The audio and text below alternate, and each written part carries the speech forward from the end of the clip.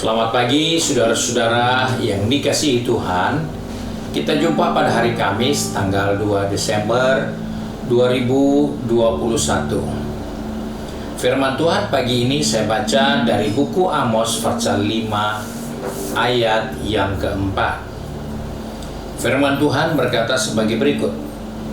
Sebab beginilah firman Tuhan kepada kaum Israel. Carilah aku, maka kamu akan hidup. Puji Tuhan, ayat ini menjadi peringatan buat umat Tuhan, khususnya orang Israel pada waktu itu, untuk mencari Tuhan. Ayat 4 maupun ayat yang ke-6 kembali diulangi, carilah Tuhan supaya kamu hidup.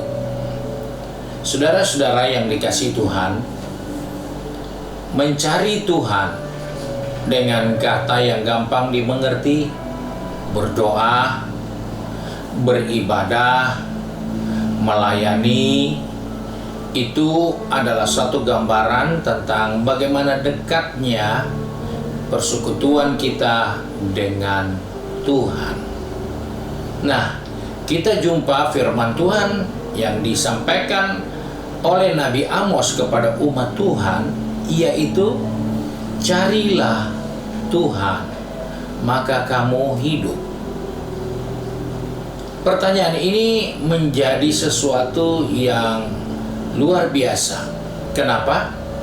Karena orang Israel sejak kecil mereka sudah diajar berdoa dengan waktu-waktu sembahyang, dengan waktu-waktu untuk bersekutu dengan Tuhan, dan waktu-waktu untuk beribadah kepada Tuhan.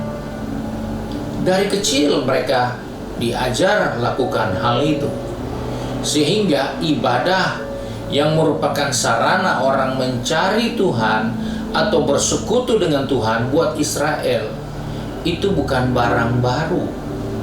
Itu bukan sesuatu yang baru mau diajarkan kembali, tetapi itu sudah merupakan gaya hidup orang-orang Yahudi pada waktu itu. Nah, kembali pertanyaannya, kalau mereka sudah membiasakan diri beribadah, mengapa firman Tuhan harus datang 2 kali melalui Nabi Amos untuk bertanya dan memberitahukan kepada Israel, carilah Tuhan, carilah aku, maka kamu akan hidup. Kegiatan-kegiatan yang dilakukan, masa mereka bukan melakukan itu karena mencari Tuhan? Ternyata hal ini perlu kita telusuri, bahwa mencari Tuhan supaya kamu hidup itu dikatakan berulang kali. Kenapa? Karena Tuhan yang kita harus cari adalah pribadi yang maha tahu. Persoalannya di situ. Dia tahu, dia rasakan. Karena ketika kita mencari Tuhan, kita bukan mencari Tuhan hanya dengan bibir mulut kita, tapi hati kita jauh daripada Tuhan. Sebab itu Israel diingatkan, carilah aku maka kamu akan hidup. Kegiatan-kegiatan ibadah, kegiatan-kegiatan doa sepertinya mencari Tuhan, tetapi Tuhan yang maha tahu, Tuhan sadar, Tuhan ingat, Tuhan tahu bahwa ternyata mereka hanya melakukan sebagai suatu kebiasaan dan mereka tidak melakukannya dengan sepenuh hatinya, sehingga ibadah mereka, doa mereka itu hanya ritual biasa tanpa menghadirkan hati mereka dalam ibadah itu, tapi hanya bibir mulut mereka yang beribadah kepada Tuhan. Saudara-saudara yang dikasihi Tuhan, hal inilah yang harus kita waspadai dalam hidup kita. Kita bisa saja bangun pagi-pagi, duduk di kaki Tuhan, kelihatannya berdoa. Tapi Tuhan yang kita cari, Dia tahu kita ketemu Dia atau tidak. Itu yang menjadi persoalan. Sebab itu, berdoa di sini harus dengan sepenuh hati, dengan segenap hati kita, benar-benar kita mencari Tuhan karena kita tahu Dia maha tahu. Apakah benar kita utuh bersekutu dengan Dia? Ataukah hanya pikiran kita, bibir mulut kita, tapi hati kita, roh kita tidak bersekutu dengan Dia? Itu yang perlu kita perhatikan. Yang kedua, kenapa kita perlu cari Tuhan? Karena Dia Maha Kuasa. Dengan kata lain, jika engkau berjumpa dengan Dia, engkau pun akan mengalami pengaruh dari kuasa yang engkau terima dari hubunganmu dengan Dia. Hal ini terjadi dengan Musa. Ketika Musa naik ke bukit untuk menerima hukum Taurat, dan itu terjadi. Dan ketika dia turun, orang Israel tidak bisa melihat wajah Musa. Karena wajah Musa ada kekuatan yang luar biasa dari kemuliaan Allah, sehingga tidak ada berani orang melihat wajahnya.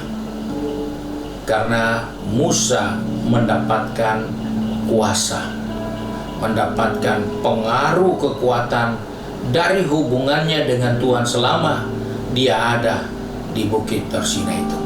Nah, saudara, kita menyadari bahwa mencari Tuhan itu bukan paksaan, itu bukan suatu siksaan. Saya teringat ketika saya berada di sekolah Alkitab, ketika kami melanggar peraturan, hukumannya apa? Doa dan puasa. Hukuman mencari Tuhan. Nah, kesalahan yang kita buat, jangan jadikan kegiatan doa dan puasa itu sebagai hukuman. Karena itu bukan hukuman. Itu adalah sumber berkat.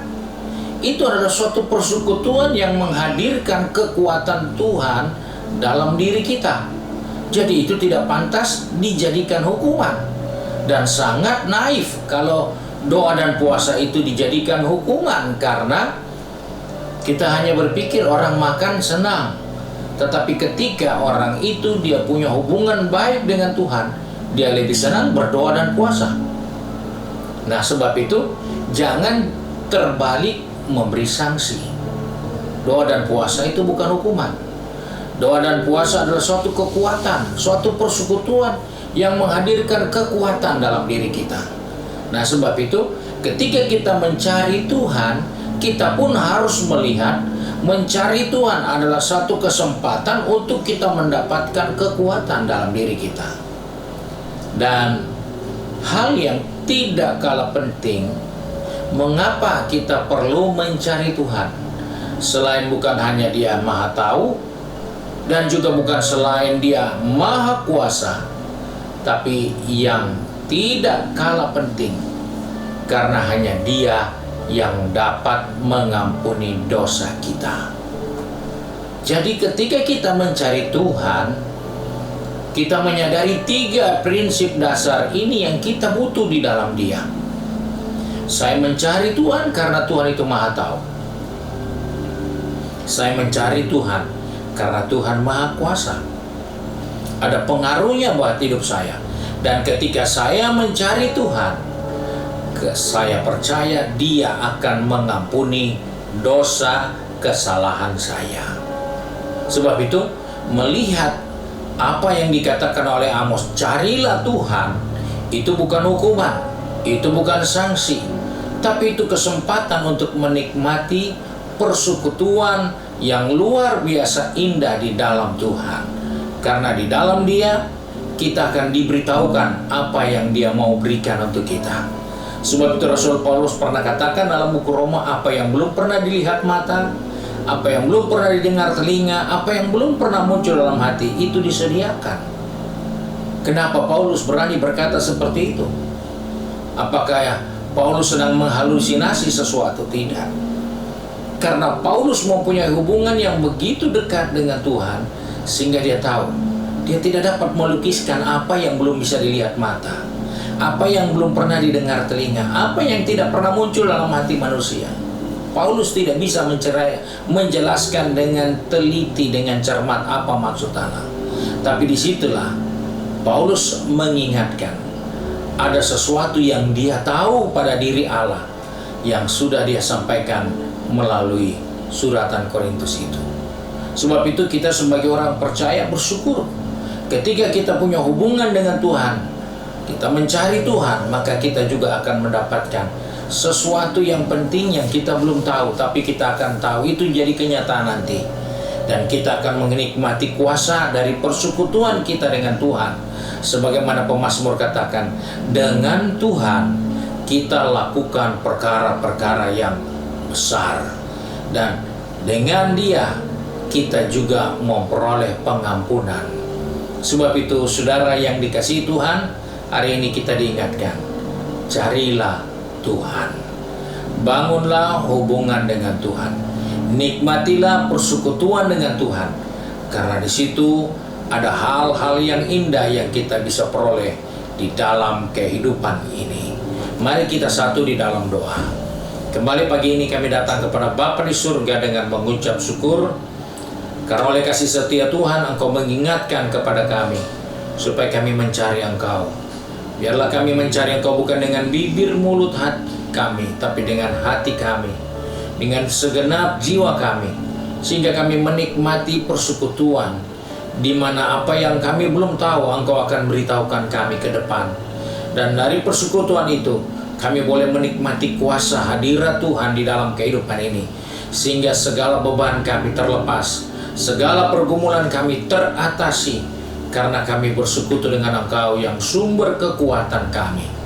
Dan kami bersyukur melalui persekutuan dengan Engkau, dosa-dosa kami diampuni.